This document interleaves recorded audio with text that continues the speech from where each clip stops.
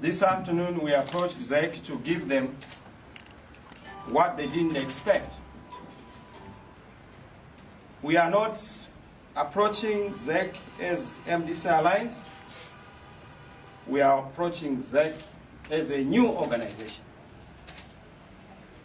So they kept on insisting that, look, we know you as MDC Alliance. I said, but who are you to tell us who we are? We are a new organization. Anybody launches their party anytime in terms of the laws of this country. So for that reason, we are coming as a new entity with a new leadership, with new values, new structures. Alas, they wouldn't have it. We want MDC Alliance. Tell us that you are rebranding. We are not rebranding. If you know MDC as a brand, please dine with those whom we have given MDC Alliance. We are a new party. Nothing to do with the past, nothing to do with the yesterday. We are starting afresh. We'll build from ground zero, we'll start afresh. We'll defeat them like we did in 2018. We'll start afresh. Yes. They wouldn't take it. They had meetings after meetings with our senior leadership. We've given them our new logo. We've given them our new name. We've given them our new leadership. We've given them our new thrust, except our new strategy. Everything else we've given them in terms of the dictates.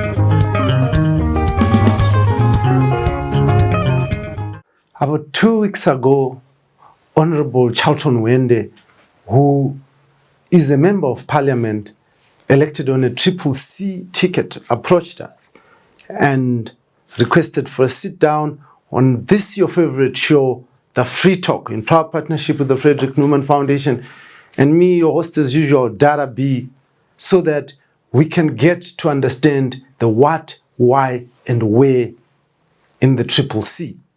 As the party disintegrates and is in 6s and 7s, just immediately after a general election.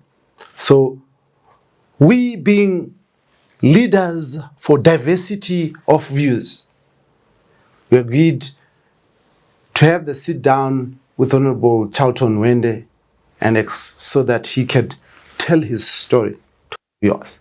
We promised you that today we will air that interview with Honorable Charlton Wende. Unfortunately, we can't air the interview because as we speak, he is in Namibia.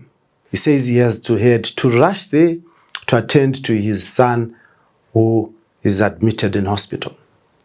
Now we wish his son a speedy recovery and the honorable member safe trip back home.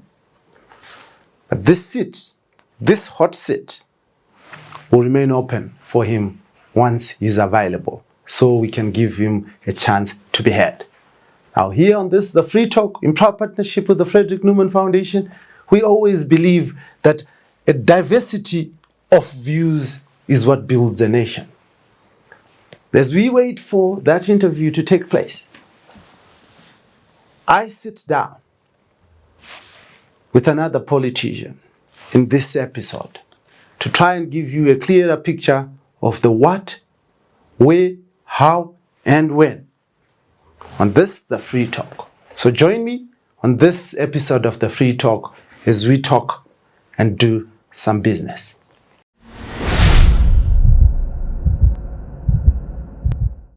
At the center of politics is assuming power. And after getting that power, it is the ability to be able to deliver. Now, the opposition in Zimbabwe has been accused of getting power, especially in urban areas, after getting that power, they have nothing to show for it. They've been accused of failure in service delivery. They've been accused of failure of even managing themselves politically. And on this, the Free Talk, we talk about these issues so that we give you the answer.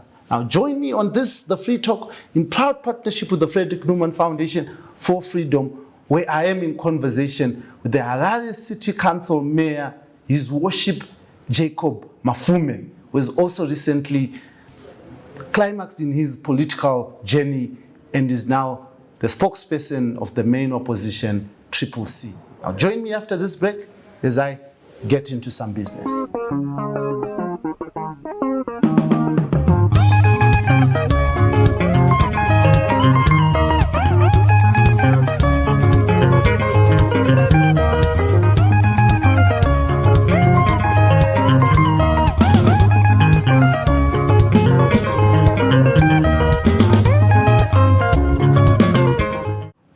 To this, the Free Talk, in proud partnership with the Frederick Newman Foundation for Freedom.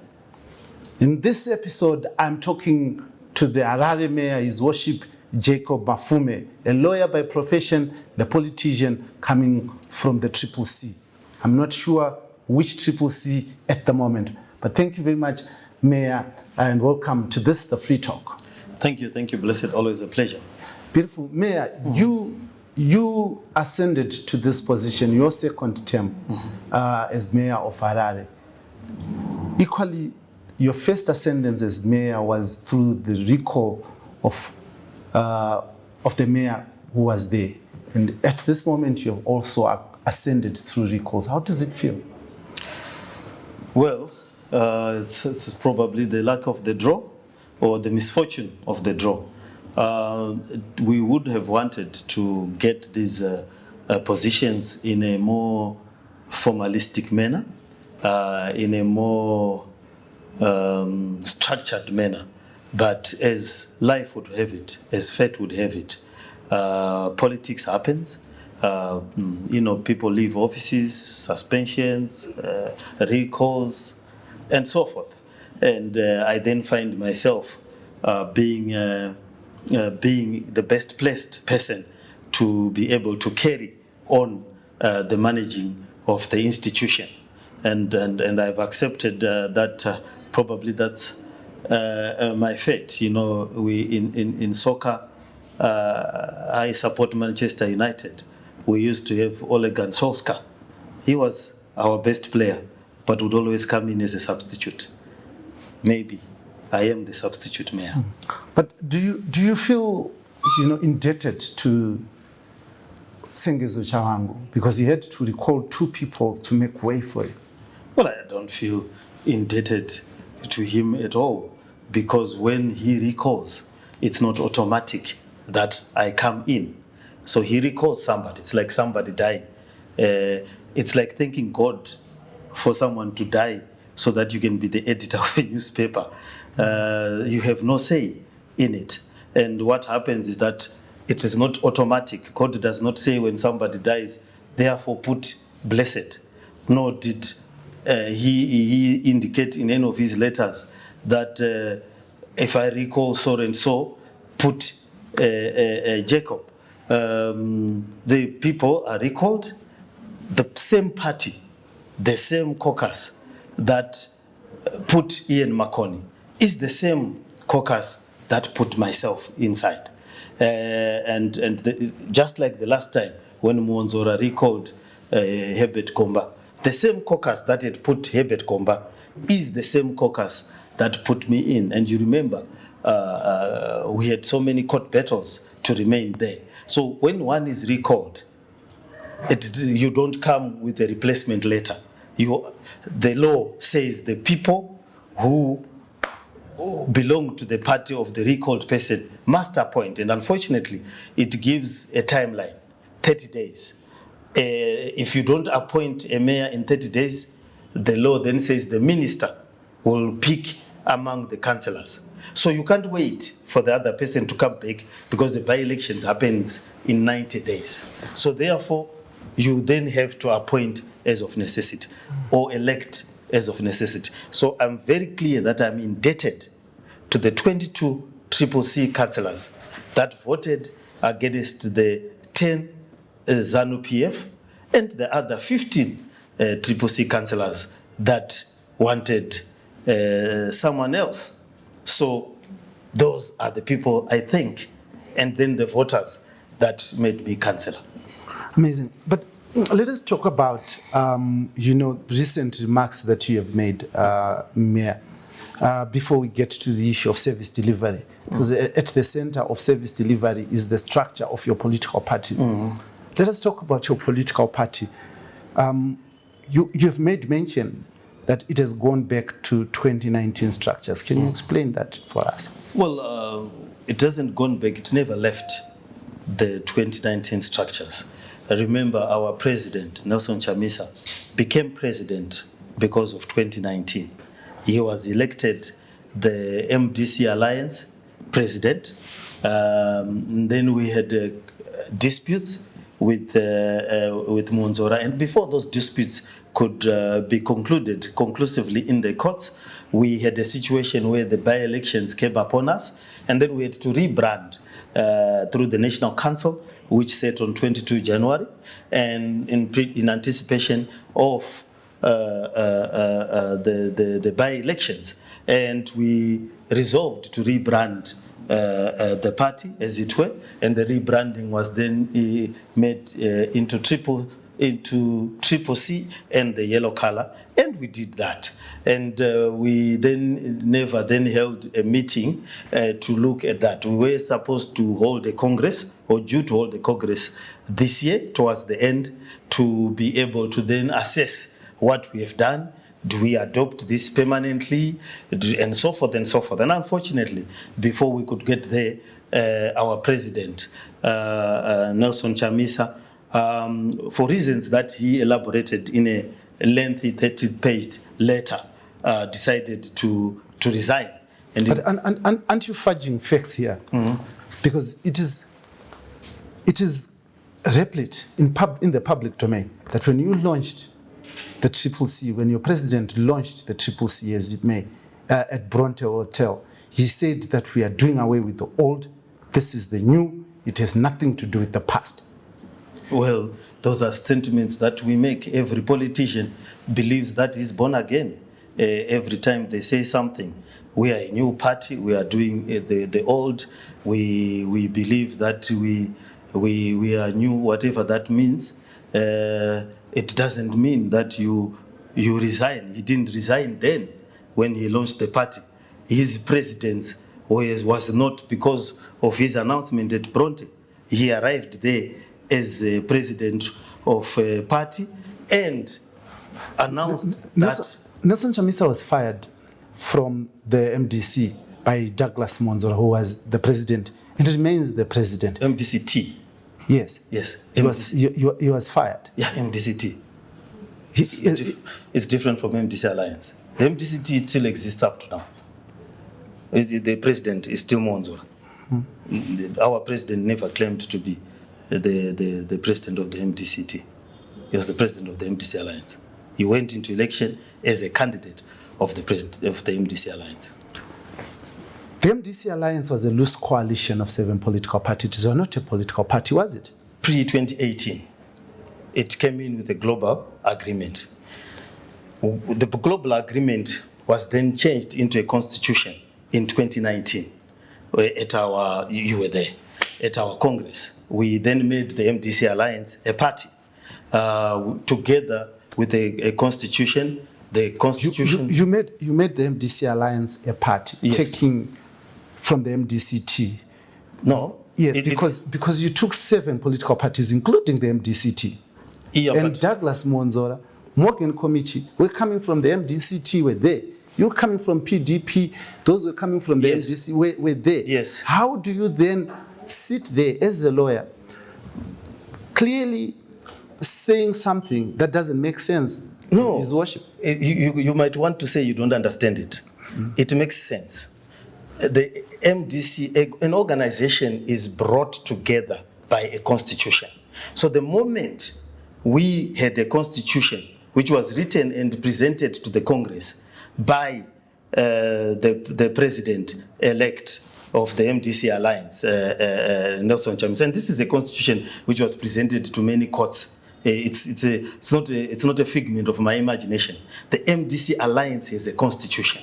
And in that constitution, it has office bearers and conducts. And we conducted our businesses, court actions and activities beyond 2019, using and based on that election. And all the courts failed to recognize that you had the MDC Alliance. In fact, the court said the MDC Alliance was not a political party. Which court was that? The Supreme Court, Justice Omaji, in his own words, you might want to cross-check it, said the parties have moved apart. This one is called MDC Alliance, this one is called MDCT. A lot of water has passed under the bridge. The MDC Alliance has held its own Congress, has got its own constitution. But the judge, and he said in his own words, what we are now analyzing might as well be academic, because we are going back to the time when it was 2018. Until now being academic, as you are saying, because, for instance, I know you went to the court, and the court clearly dismissed the MDC Alliance as a non-legal persona, no, with no constitution. No. That was the argument, that you're a political party with no constitution, and therefore cannot enjoy juristic person. I was involved in those court cases. Yes. You can struggle. You will not find any court that said we are not a juristic person, because we filed. We actually won cases. We won the case for the financial cases. We actually took many electoral challenges, like the electoral laws, voter registration issues, using the MDC. That was before the Supreme Court constitution. That even after. But that was before the Supreme Court ruling. Because after the Supreme Court ruling, you did not win a single case as MDC Alliance. No. We won. We've got so many cases that we held as MDC Alliance on various subjects. So there's really nothing that nullified the constitution. Or let's do it this way: there is no court case or no judge that said the MDC Alliance constitution does not exist. So let us move on. Yes. Let us move on. It is there. The MDC Alliance is established. It is there. Its Secretary General is Shelton Wende. Yes. But she's been silent, has not even bothered to go to court or done anything to say, I'm the Secretary General of this political party and not Sengezo Chabango. Now, maybe you can help us understand when you put Sengezo Chabango as the interim Secretary General. Well, at that time when this whole Sengezo thing came into place, the president was still there. He directed how we responded to the court cases. He was leading the main strategic camps. He was advised by a plethora of lawyers. He had his own way of dealing. And as a whole leadership, elected at Congress, sat there and said, because the president is directed, none of you, not even you as a member of the CCC, not even the Secretary General, in public, could stand up and say, Sengezo Chabango. There was a protocol in our party. There are people who speak for the party. They did speak for the party. We never distanced ourselves from the official spokespersons of the party. Your vice president, when we called him, he said he's not going to be involved in kindergarten politics, and that was Walsh Mengwe. Well, he can speak for himself. But what I'm saying... But you said you have never. I'm giving you an example. You asked me. I said you as a whole political party. He's not the only leader. And also saying that he won't involve himself in kindergarten politics means he probably thought what was happening was kindergarten. Maybe his assessment was that the arguments by Sengesho do not make sense. But look, a party has got protocols. A party, when it's responding to an issue, you don't popcorn from elsewhere speaking about this and that position. Because if you do that, what if you end up jeopardizing the case? You will then be accused of having been working with Sengezo. We all, as a party, stood. We had, of course, private discussions about the strategy. But when it goes to the public, there was a president who spoke. There were people who were directed to speak about this issue. And they were lawyers, not one lawyer. They were lawyers that were handling the situation. All of these people that you say were elected at your Congress, after their election, they put on their bios that they are vice presidents, they are this and this and this, right? And even after the CCC was formed, they mentioned that they were vice president of the CCC. But they changed those bios and removed that. And immediately after Nelson Chamisa left, they put that back. I mean, is that not duplicitous? Is that not hypocritical? Well, look, a person's Twitter bio is exactly that. I'm sure you've put many things on your Twitter bio. It does not remove. One day I can put myself as mayor, I can put myself as lawyer, or I can have reasons why I'm changing my Twitter bio. But as a lawyer and as an institutionalist, the position does not change because of your Twitter or your social media activities. We have formal processes that were done. Why the president felt the need to actually resign formally is because even if he had just changed his Twitter bio to say, I am not this, and he does change his Twitter bio sometimes. When you say he resigned formally, can you please explain? Because he wrote a letter. To who? To the organization. Which organization? Your vice president, that you say is your vice president and rotational basis, Tendai Biti, sat there and he said, I only saw it on Twitter. I did not see that letter being handed over to the party directly. The party spokesperson, who has been speaking all along, Promise Mkwananzi, is still in office, claiming to be a party spokesperson. And you are now a party spokesperson. Yeah, we wanted, when a father leaves a household, as they've done, maybe they've gone to an era, or they've simply resigned. You can simply say, I no longer want to be a father of this family because of one reason or the other. It is upon the children that remain in that family to say, look, this is the eldest of the children here.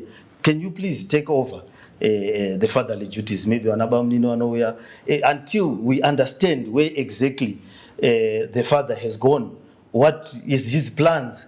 Maybe he's gone to an era, or maybe you want to go and find whether he's now got a new wife. And so forth. Do you think people can trust you guys as a political party if you can openly fudge facts and history in their presence?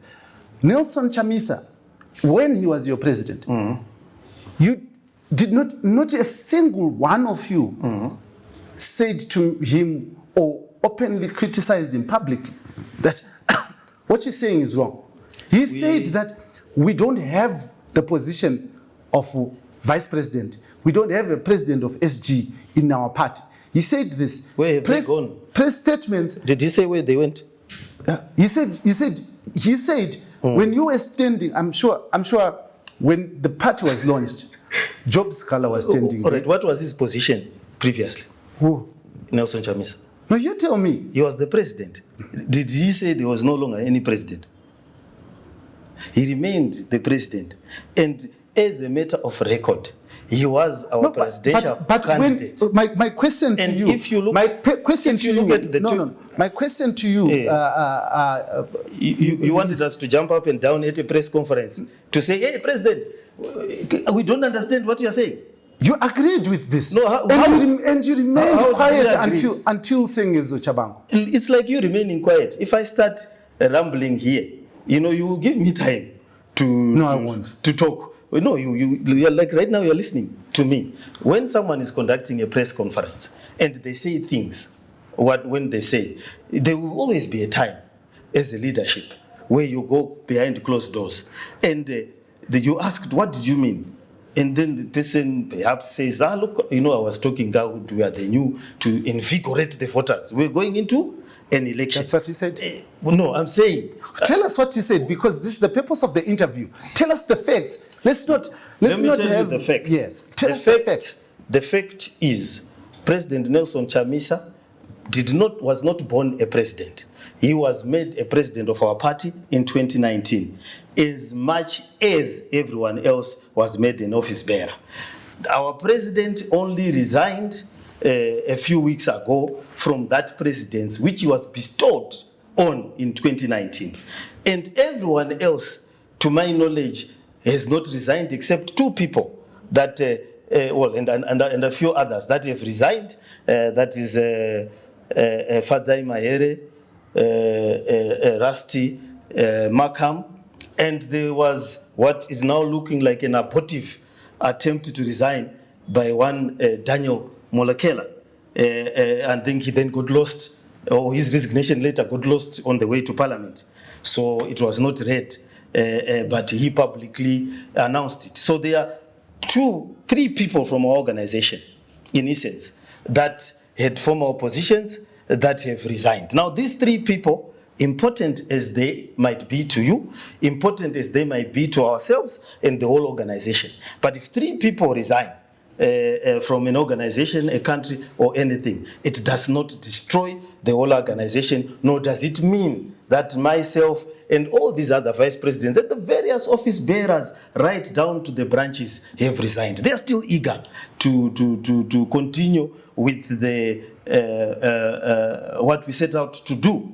All we have at the present moment is a father who said, look, I'm tired of this family. Maybe there are too many adulteries, or maybe he now cannot identify Tinashe Mugabe's style.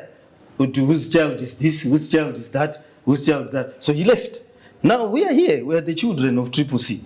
We read the letter of the father. He says, I don't know where I'm going, but very soon I will tell you, Jesus-like style.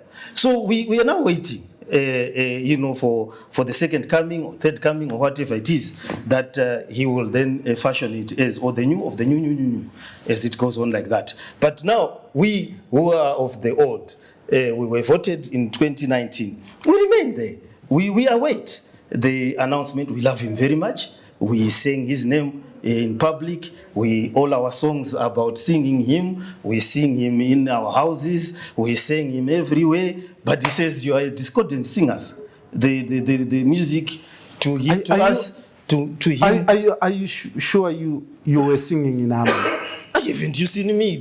Go to YouTube. You will see me going Chamisa, Kakata, and things like that. So. With our various talents, of course, myself, I sing a little bit less. I have another job as a lawyer, and I cannot be seen jumping up and down and so forth. But you see other people who do not have strict professions, they would jump and sing, and some will fall down in happiness. So when Douglas Monzora took over the MDCT, and he took over the MPs and the MDC Alliance, he ran the MDC Alliance as Zitwe. We had you speaking from different angles. We had Tendai BT, we had even demonstrating at Harvest House. Tendai BT, Lynette Kairenyi Kore was arrested in full view of the public. When Sengezo Chawangu came in, all of you just chilled.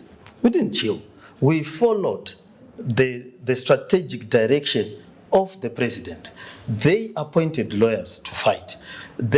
Even at that time when there were demonstrations, lawyers were fighting in court. At that time we were in charge of that strategy. I was one of the leading lawyers. Tendai BT was sitting in the court. All of us were participating in the various issues that were related, the Secretary General in protecting people, our law firms and so forth. But at this particular point, the strategic direction and the tactics, and when you are doing court cases, you are in an organization, you use the Alpha Media. You don't sprout everywhere when it's not your responsibility to deal with that situation. These are legal issues. You will say something that will be used in an affidavit. If I say you're cowards who want political power only, because you are now just basically protecting your political space. Where is the power in being arrested? Where is the power in... You were silent all the while when you were looking for positions. I'm trying to ask you, that people seem to think that when we are in opposition, we have this power. You have. You wear chains when you walk there. No. People salute you. We've got a chairperson who spent 2 years in jail. Where is the power in spending 2 years in jail? You know me. I spent 50 years in jail. We are 50 years, yeah. 50 days, sorry. I forgot my Mandela shit. But, these days we can all be there. But we suffer. We were on the wanted list post the 2019 election, the 2018 election. 19 of us. We were in hiding. His Worship Jacob Mafume, you are driven in a Land Cruiser, today, in a Toyota Land Cruiser. But that car can be taken. You have power in Harare Over City who? Council over us, the citizens, the residents of Harare City Council. I'd like to see it. But look, opposition is about sacrifice. People lose their lives. People lose their liberty. Sengenzo Chabangu recalled people so that he can replace his name and walk into Senate. He had a lawyer, Kakapulu, who is now in Senate. You guys are not fighting for people, are you? You're fighting for your stomach. You are fighting for money. I'm not the one who put them there. You are now a mayor subject to the recalls of others. Yeah, but I was a mayor last time subject to a recall. Yeah, so it's like being at a job, someone subject to something happening to someone. You are then voted, and I think I've explained it. It's not automatic. It's like you going and putting poison, as somebody, as a councillor in a mayor, in me, and I die. And then there is a voting that happens. Fellow councillors then vote you to become the mayor. The causality and the logic is not making sense. Look, let's be honest with each other here. What did you expect us to do? We have a president who has resigned. He has said, I don't want my job. And he put a lot of effort in writing the letter to say, I don't want my job. We are left with an organization where we have over 600 councillors, 100 and something MPs, and so forth. And what are we supposed to do? Sit? The president, before he resigned, he wrote a letter to recall you. No, he refused that. He wrote a letter to recall me. There's one mischievous young man calling himself Promise Mkwananzi, who wrote a letter. I'll challenge you to prove that Nelson Chamisa wrote a letter to recall me. Why would he recall me? There was a Promise Mkwananzi who are masquerading to be acting on the instruction of somebody who has resigned, who then wrote a letter to me. And he knows why he's done that. He's got contracts here. He's trying to persuade the Minister of Local Government so that he can continue with his contracts. He has got contracts that are running, that in a company named after his daughter, and so forth. And he pretended to do our laboratory at Bolton Jeffrey. I don't know who gave him that contract. And he's trying to put in a surrogate mayor to do that. Nelson Chamisa had nothing to do with such gutter, squalid, and sordid politics being run by corrupt individual who is trying to intimidate the council and use the Minister of Local Government and the Minister of Local Government to further his selfish interests. Nelson Chamisa would never stoop so low. But what I was trying to say is that we have a president who has gone, and we are remaining there as leaders. We have to do something.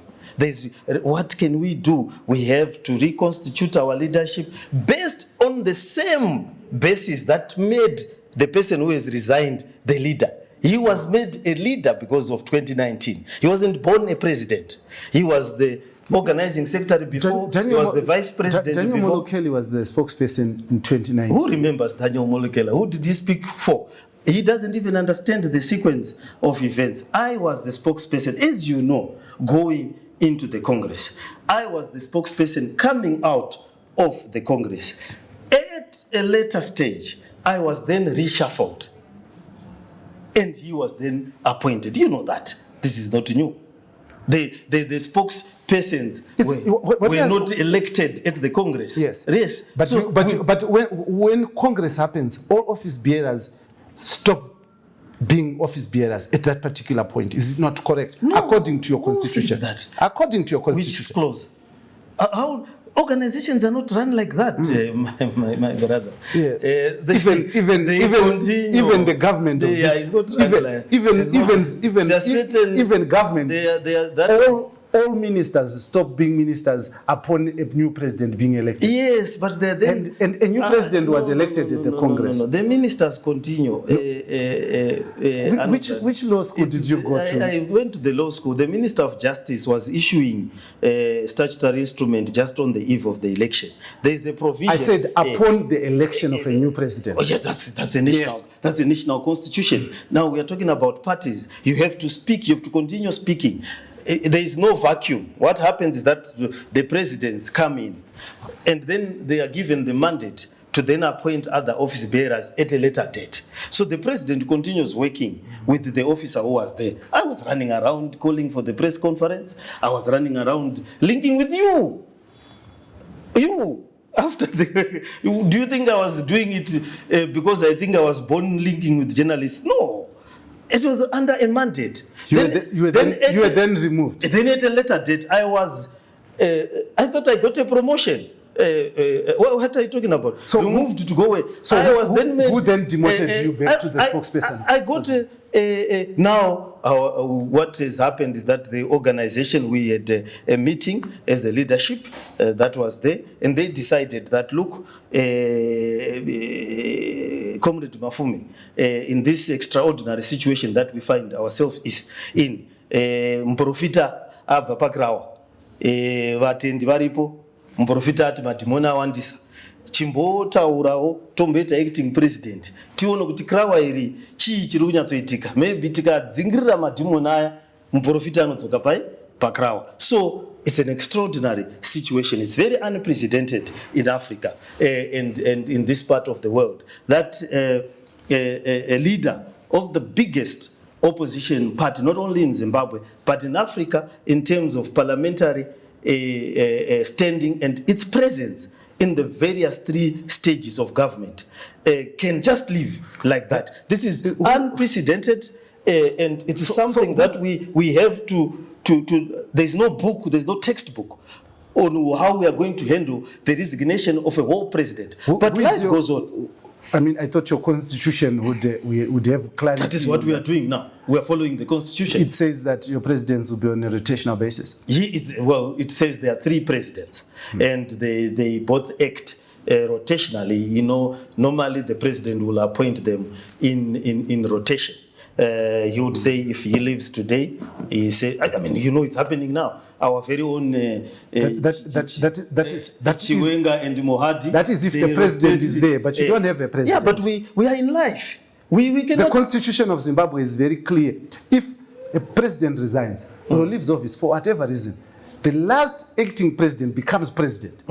That is what it says. Yeah, but that's not what I was saying. What does yours say? I was never envisioned that the president will then leave like that. You know how party constitutions But he could have died. But he could have died. Yes. Yes.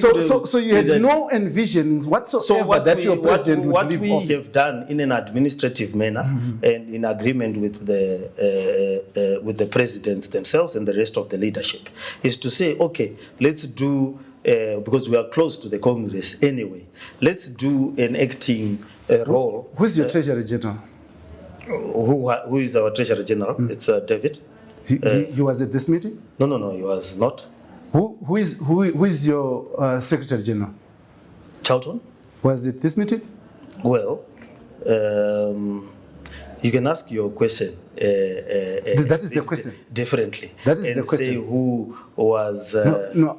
My question is clear. All right, your question is clear. Was Charlton Wende? Let me give you a clear answer. Yes. and an official position as the spokesperson of the party. Those who were at the meeting, you have access to them. I know you are going to have an interview with the Charlton Wende. When is it? Wednesday or Thursday? Pose that question to him. You're the spokesperson. I've asked you about a meeting that happened. Was your Secretary General at that What meeting? I'm at liberty to say at this point is that meeting was correct. It was chaired by the acting president, and the numbers that are sufficient to form a quorum where the acting president, as he is now, will release the list and the minutes of that meeting that are You said, that can be released publicly. you said the 3 vice presidents agreed to rotate. Yes. We just saw a statement that says Lynette Kairenyi-Kore was not even at this meeting, and she. You saw a statement from who? We saw a statement. From who? Is that a correct statement? From who? Is My that brother. is that a correct statement? No, I cannot validate. You don't even know where you stole the statement from.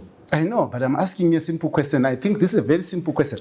Was Lynette Kairenyi-Kore at the meeting, and did she agree to be a rotating vice president? At the meeting, the acting president, Spokesperson. the meeting was correct. You said you saw a statement. Do you have the lever or the?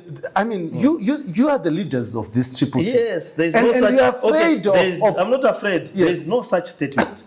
Where did you see such a statement? Okay, was Lynette put But differently? let's first agree that there's no such statement. Put differently. Put differently. But I don't want to answer for individual leaders. Put differently. It's a position of No, but this is a whole vice president, and there is an acting president at the current moment. But when you have the opportunity to interview him, he will then disclose certain things. I, as the spokesperson, I'm here. I can assure you and the interested public that the meeting was correct and that there will be a rotational president. We are doing this because we had an extraordinary situation where a president left the party. We are now taking extraordinary measures to be able to deal with this situation. To be fair with you, we are now dealing with it. To be fair with you, as we move forward, we'll Mr. Mafume, stability. to be fair with you, yes, your president was a lawyer. He's a lawyer. The resigned president. Your vice president and acting president is a lawyer. Thank you. Your other vice president in IBT is a lawyer. Thank you. You yourself as spokesperson, a lawyer. And you have a constitution that does not provide for succession. It is, we've dealt with it. No, you're saying we are dealing with an extraordinary situation, but there's nothing extraordinary about a president leaving power, unless it's in Africa. It's in Africa. We're in Africa. You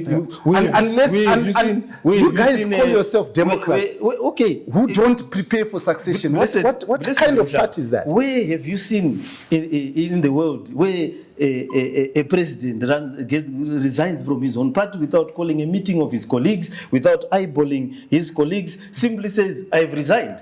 As of now. Did he have colleagues? Did he have colleagues? Well, we thought we were his colleagues. He called us brother. He attended our funerals. He came to our celebrations. He came to our court cases. That is the comradely thing to do. He ran this campaign by himself, didn't he? Would you believe that? Do you? We saw him. In fact, in one of the lead stories that came from the Newsday was that Chamisa Kat's loan figure. None of his vice presidents were there. You're a seasoned political reporter. Yeah. A harmonized election cannot be run by one person. Going and addressing mega rallies as the main speaker is not running. And honestly, I don't know where you are going with this. When you had Morgan Tsvangirai, you cannot ask. You cannot sit here and propose as a seasoned political journalist that one man can run a harmonized campaign. It's not possible. Let me finish your argument. Let me finish your argument. He addressed star rallies on his own. Okay? Right. He had his own style. He believed that he had a message and that he didn't want the message to be even diluted by introduction of other people. Maybe it was an inspiration. Like how musicians come to a place, they get a vibe. So he was running a campaign, the star rallies. But you and me can agree that a political campaign can never, has never, and will never be run by one person. Sengezo Chabangu, your Secretary General, said that he ran this party like a tuck shop. It had no structures. I just told you, the General Secretary. What are you talking about? So are you, are you as a political party going to deal with Sengezo Chabangu? Yes, the acting president is going to deal with that. He's now the acting president. He's got a mandate to deal with that. Are you going to recall him from parliament when he has put himself? The acting president. I've not seen him in parliament as yet. There is a statutory instrument so it is not yet happened. So it is not about you seeing him or not. But the acting president has been mandated to come up with a strategy to deal with the various moving parts of our organization. Is Sengezo Chabangu a member of the CCC? He was a member. I say, is he a member of the CCC? Yes, he is a member. Is he not? He is a member. No, I'm asking you. You can't ask me. I'm telling you, he's a member. We know he was coming to the rallies and so forth. And remember, our party's membership was fungible. It was a citizens' party. There was no formal register. People came, attended. Tokozani Kupe, anyone could come from ZANU, from elsewhere, and so forth. But that's not what the MDC Alliance Constitution says about fungibility of membership. Why are you confusing yourself in one interview? No, I'm not confusing myself. Yes. The party was a citizen's membership. He came, or anyone could come. You can be a member. Your reporters can. So be a member. He has no register. He is not registered as a member. The organ that's supposed to deal with it, which is the organizing department, is able to furnish us with the registers, as that is their constitutional mandate to keep. My constitutional mandate is to speak for the organization. But you just said there was no register, there was fungibility of membership, and now you're saying the organizing team has a register. If there is one, I'm saying if there is one. And as a spokesperson, I've not seen it. Or maybe I was not privy to the information, but if it is there, it will produce. If it is not there, we did have membership. I'm a member as well. How did you become a member? Yes, that's the issue. I am an office bearer and a member of the CCC, and elected as such on behalf of the CCC. Not as on behalf of the MDC Alliance. The MDC Alliance was rebranded to the CCC. So we were using, for the election purposes, we were using the brand that we are using. This is why the constitution that was handed over by Chabangu had CCC MDC Alliance. Would that be the reason? It's a short work of the particular person who drafted that particular document. It does so happens. Some people even end up calling their own dissertation with words of others. Sometimes it has to do with the draftsman and the people who proofread it. If it were me, I would have done a better job. Do you think that the CCC can retain the confidence and support of the people in its state? The CCC is the people. The people made the CCC. They voted the CCC. We are the CCC. The citizens are the CCC. Citizens have confidence in themselves. And the CCC handed a 2/3 majority to ZAN-PF, which the people had refused ZAN-PF. Well, no, we didn't hand the 2/3 majority. There was a cocktail of factors that have led us to where we are. Just in as much as they are a cocktail, they were a cocktail of factors that led us to where we were with the Mwonzora issue. And remember, when the recall of Mwonzora happened, people actually actively sought to be recalled as a strategy, and some were resigning like confetti at the wedding. But tactics change. Right now, people have seen that it might not be wise just to get yourself recalled or to resign, because what will happen will always happen. There are a cocktail of factors you have been reporting, and you know that there are a cocktail of factors in this environment that create reversals of the gains of independence. The media is not stranger to some of these processes. Just recently, the Daily News, a law was passed talking about the registration of media houses, but it turned out to be the deregistration of media houses. We are in an attritional war with the current governing ruling party. And within that attritional war, they will continue to do things that will reverse our gains. Our duty is to fight whatever is placed in front of us and fight it effectively. Mayor, we are running out of time, but I would want us to shift our focus to the Harare city. Now, Harare city is faced with a myriad of challenges. Yes. Failure of refuse collection, failure to deliver water, and bad state of roads. What is your plan?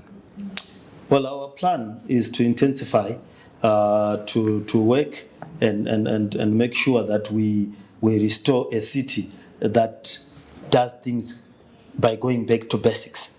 That is why we petitioned the government to give us 53 tractors, which they did, which tractors are going to be used in terms of being the first line in refuse collection. We are also, well, we purchased the tractors. We are also looking at... given or purchased? Purchased. We are also going to deal with the issues of compactors. We've had joint operations with the Ministry of Local Government around Chenesa Harare, where we went and removed tons and tons of dump sites. And we are going to intensify the second phase of Chenesa Harare. I'm receiving good feedback on that. We are going to look at our sewer pipe replacement, the pipes from Dzivarase, Kwadzana, Glenview, some of the main feeder pipes that go to our works had become torn and tattered. So we are replacing all those pipes. The worst case is Amalindi, where the sewage literally pours out of the pipelines. So we've awarded a tender to replace those pipes. We are also looking at solutions around water, issues of our filters, expanding the scope of Morton Jeffrey, and more importantly, we have engaged ZESA in terms of collection of revenues. As you know, in the early years, we used to have our own power station, and we used to collect the energy bills.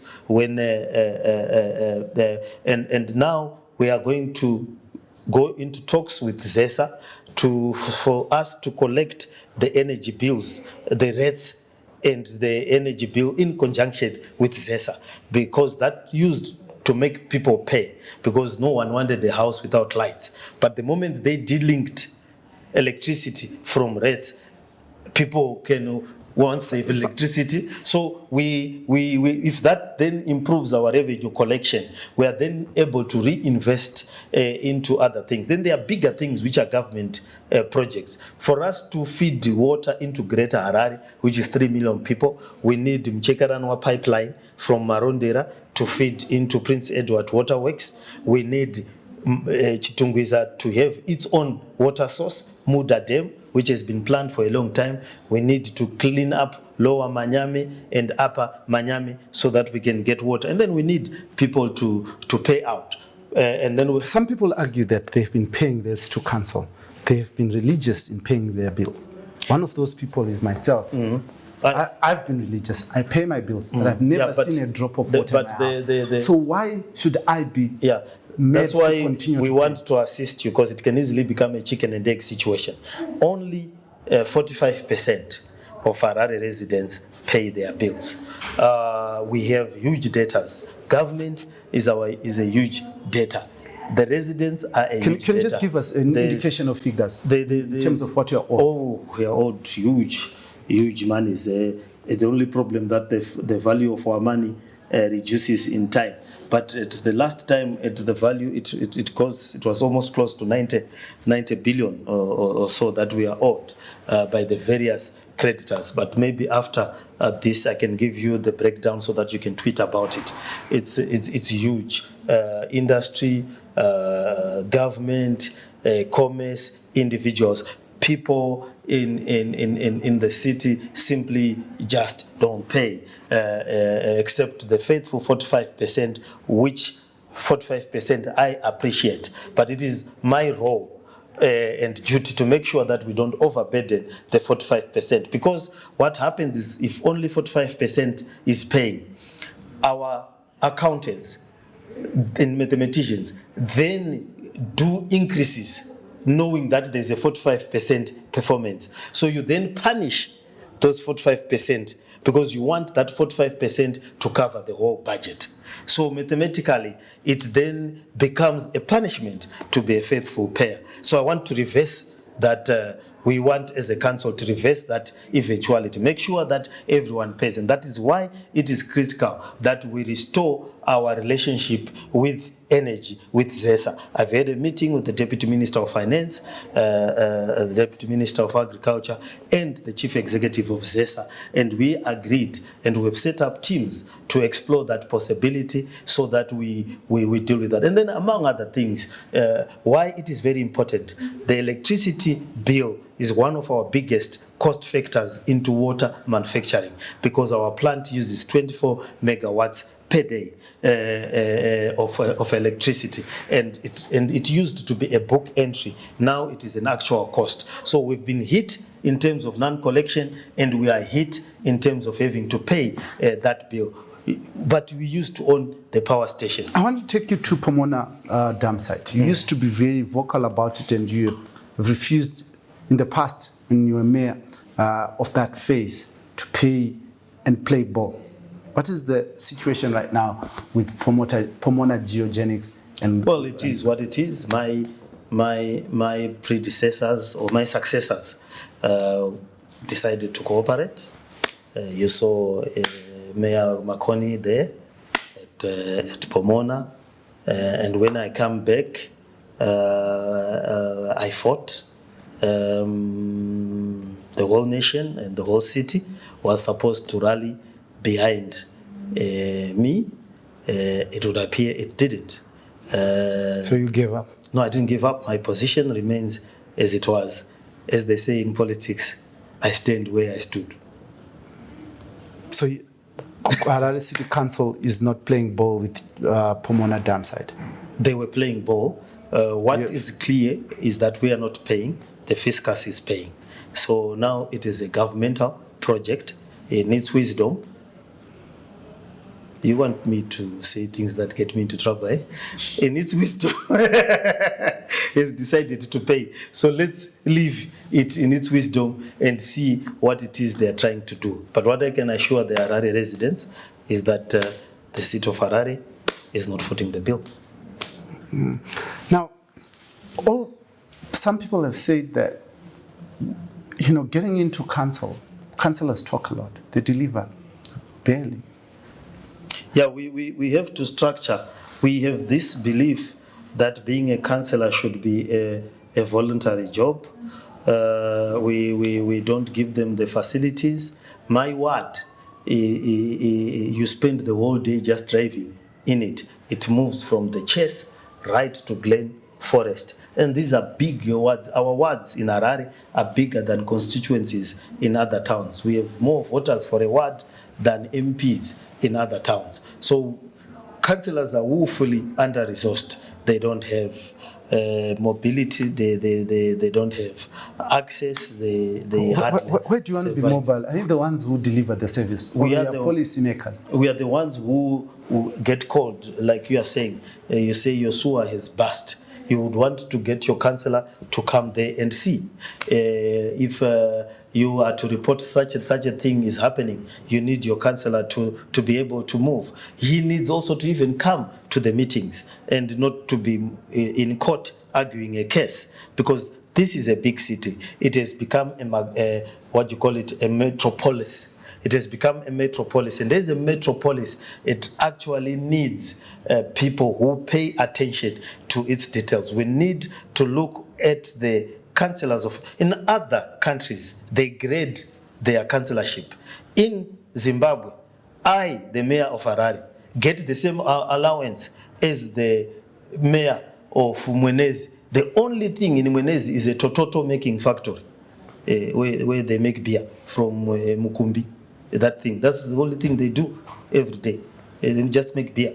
But then he gets the same salary or allowance, as it were, as I do, which was being bemoaned by Mayor Coltart, which is the amount of $13 that I'm supposed to deliver the least of things. But we all know that all of you public officials, what you get in salaries is a far cry from what you get in allowances. When you travel, you get massive allowances.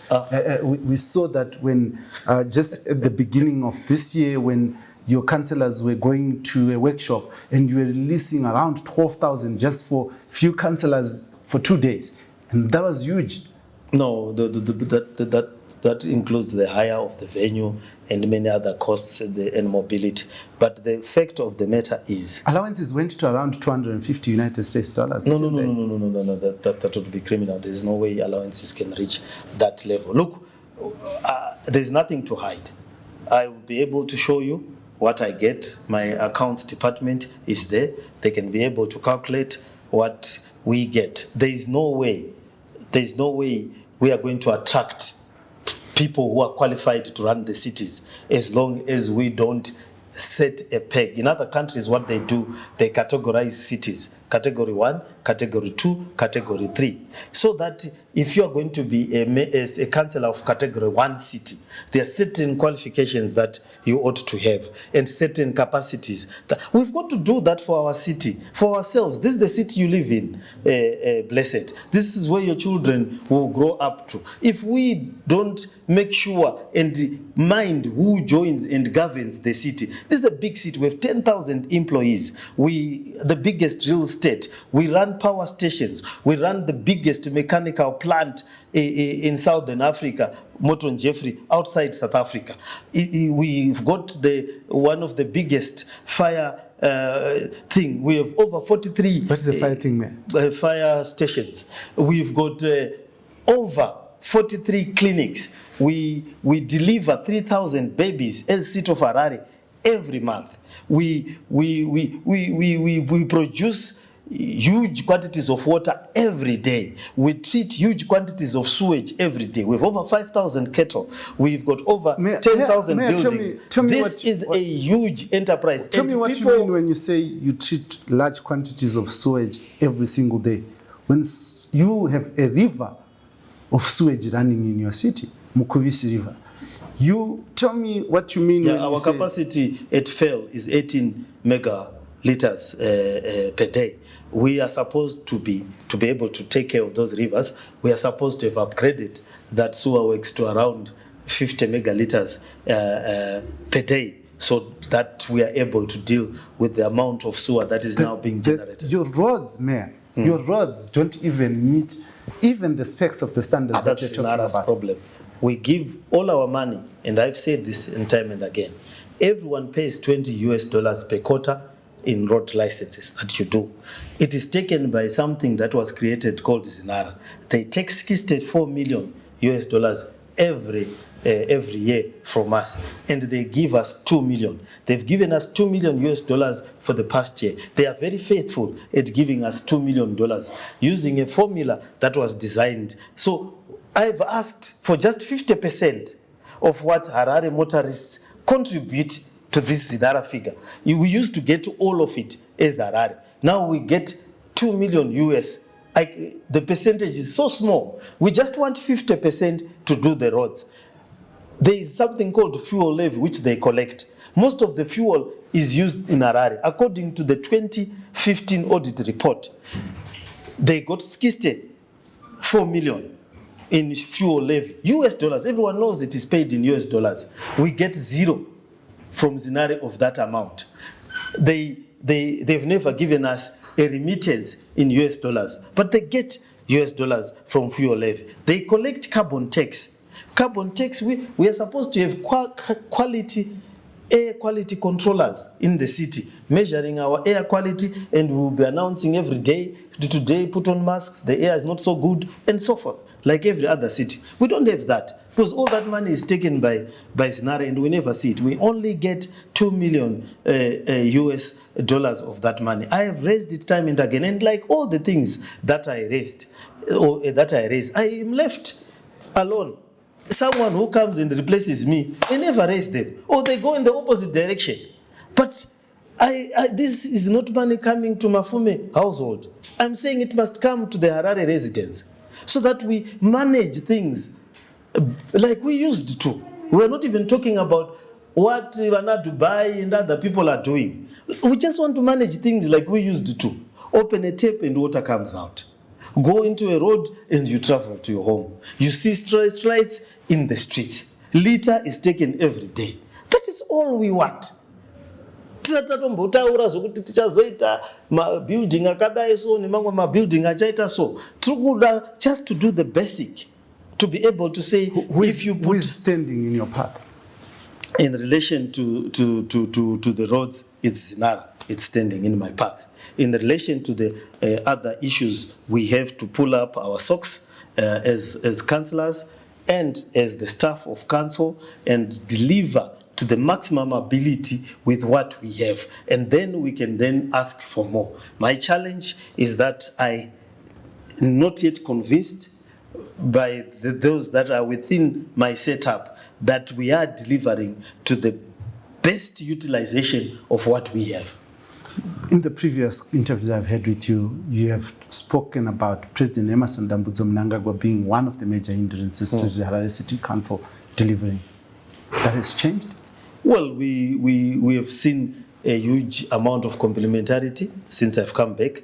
I recently said we received 53 tractors. Yes, we bought, but we got them before we've even paid. We cooperated together on the Chenesa Harare, the removal of dams, which used to be a problem.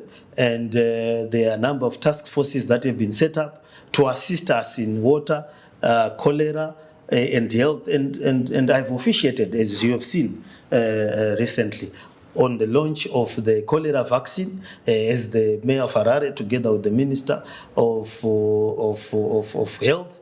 I have sat in the task force meetings being chaired by Mr. Masuku. And I think for service delivery, if we are able to maintain and go on that trajectory, we can get a whole lot more things done.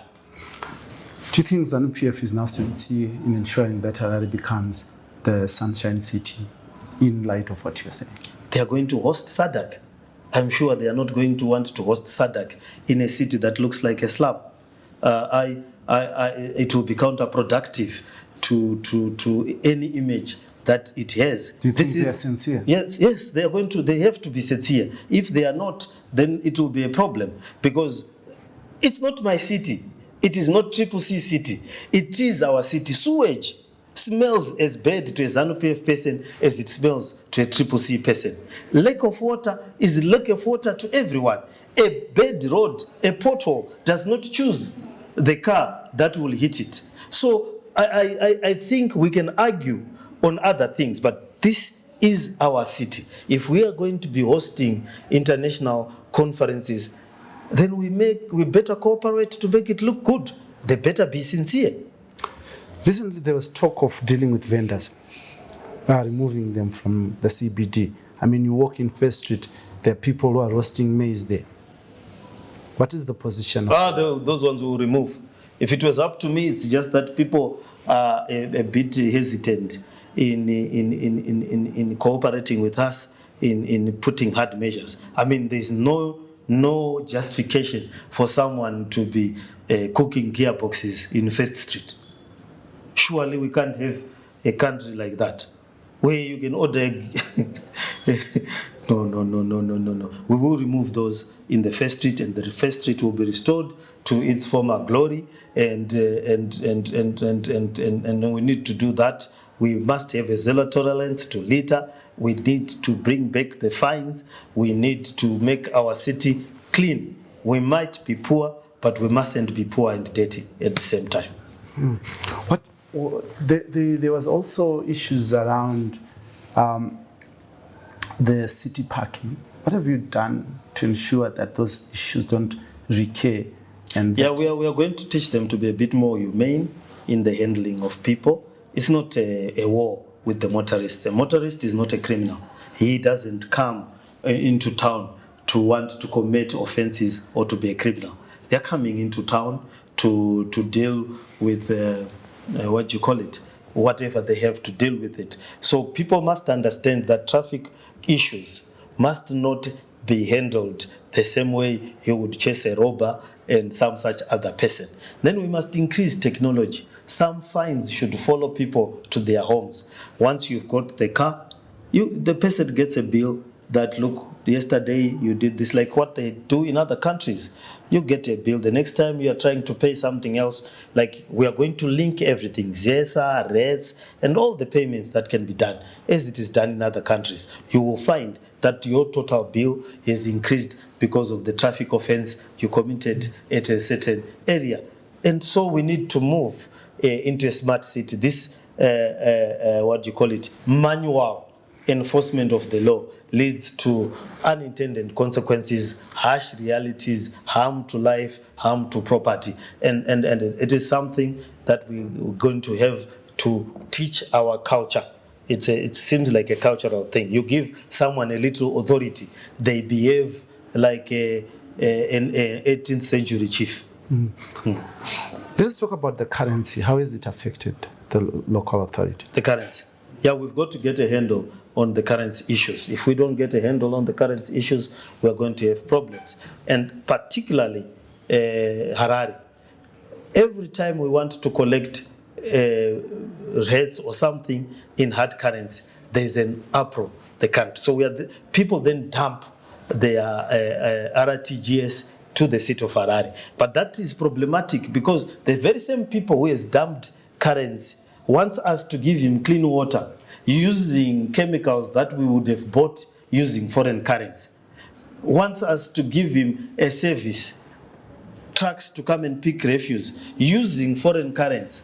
Yet he has paid RTGS to the city of Harare and insists that when we want to get foreign currency, then no, why should the city of Harare get foreign currency? But, landlords, maybe now you're a landlord yourself, landlords make people pay in US dollars at your homes. No one is accepting an RTGS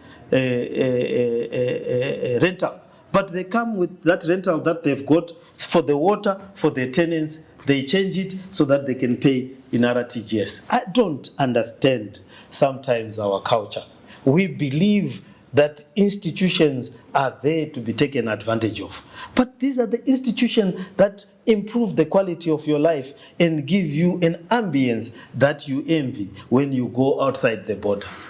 I want to thank you very much, Mayor, for your time and for having this candid discussion with me. But before I let you go, Mayor, maybe you can look at the people that you represent, the citizens, the supporters of your once huge party, which is disintegrating in our own eyes, and the citizens of Harare, and tell them what it is that they have to expect from you going forward.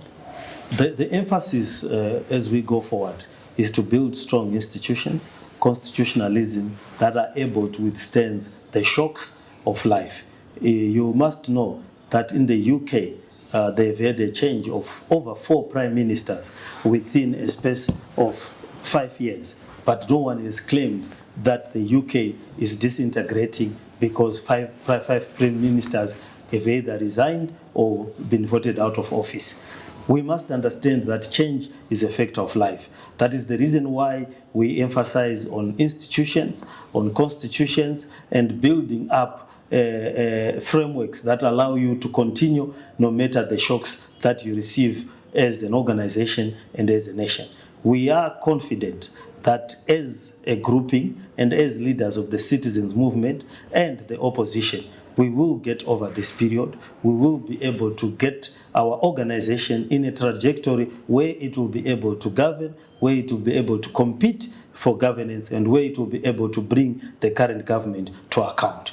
We know what has happened with our former president. He has put it in his letter. We respect him, we love him, effect. But what we have to emphasize is that we have to move on. We have to go ahead, and until such time, as an individual and as a politician, he makes a decision that he can eyeball or talk to us about, we will be able to continue with the principles and the ideals that we believe in. And these are the ideals that we kept when Morgan Tsvangirai and the rest of the original comrades moved on to the afterlife. We believe that we are able to continue as a society, as an opposition, and as a country, no matter what happens. Thank you. The city of Rome is shaking. The pillars want to keep holding. We will continue to follow these conversations for you and provide the responses and the answers that you need. I had a candid conversation with Jacob Mafume, the spokesperson of the CCC and the mayor of Harare. What is clear, it's clear for all to see, is that power dynamics are shifting. Things are happening in the political circle. Well, the voters are at the receiving end. And what is going to happen between now and 2028 will determine the future of this country and if the change that the opposition says it wishes to bring to the people of this country will actually be brought. But this is the platform where we all talk to each other, where we listen to each other, and where we hear the views of others. This is the Free Talk in proud partnership with the Frederick Newman Foundation. And I, your host as usual, Dara Blessed. Until next time, please don't hesitate to like, subscribe, and share our content, because we are the voice of the future.